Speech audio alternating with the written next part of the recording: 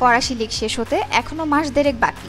লিগে পিএসজির ম্যাচ বাকি আরও ৬টা। তবে সেই ৬ ম্যাচে এখন শুধু নিয়ম রক্ষার জন্য মাঠে নামবে পিএসজি। এরই মধ্যে যে লিগের শিরোপা জিতে গেছে তারা। টানা চতুর্থবারের মতো শিরোপা নিশ্চিত করতে গত ম্যাচে অজের বিপক্ষে ড্র করলেই চলত পিএসজি। তবে শিরোপা জয়ের ম্যাচ জয় দিয়েই রাঙিয়েছে লা প্যারিসিয়ানরা।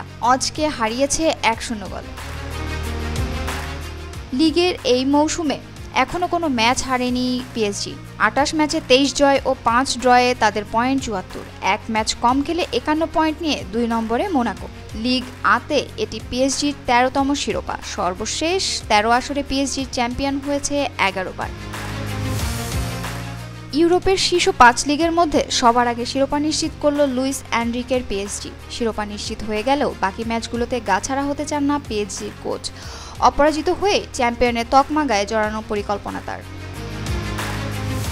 তবে লক্ষ্য এতটুকুই নয় পিএসজির। এই মৌসুমে ট্রেবল জেতার দারুণ সুযোগ দলটির। এরই মধ্যে ফরাসি কাপের ফাইনালে জায়গা করে নিয়েছে তার দল। ওদিকে চ্যাম্পিয়ন্স লিগে দারুণ ফর্মে থাকা লিভারপুলকে হারিয়ে জায়গা করে নিয়েছে কোয়ার্টার ফাইনালে। এবার শেষ ৪-এ যাওয়ার লড়াইয়ে পিএসজির প্রতিপক্ষে ইংল্যান্ডের অ্যাস্টন ভিলা। ওই দুটি টুর্নামেন্টেও নিশ্চয়ই শিরোপা ছাড়া অন্য কিছু ভাবছেন না এনরিকে।